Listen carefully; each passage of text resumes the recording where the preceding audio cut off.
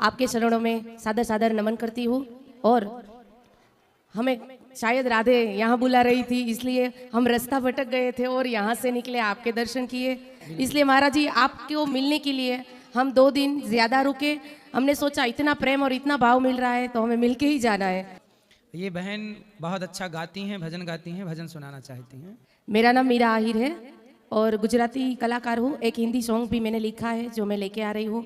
लेकिन पहली बार ऐसा सोचा कि मैं ब्रज जाऊँ, क्योंकि हम यादव हैं, कृष्ण वंश है, इसलिए सोचा हमारे नज़दीक द्वारका होता है, हम बार बार द्वारका जाते हैं द्वारकाधीश के दर्शन के लिए। लेकिन मन में ऐसा विचार आया कि द्वारकाधीश को जो प्रिय है वो तो राधे है, तो क्यों ना राधे के दर्शन किए जाए। इसलिए हम ब्रज में आए।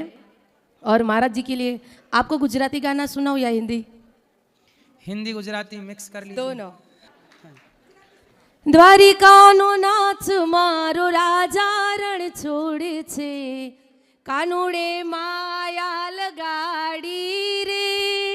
દ્વારિકાનો નાથ મારો રાજા રણ છોડે છે, કાનુડે માયા લગાડી રે। सुंदर, बहुत बढ़िया।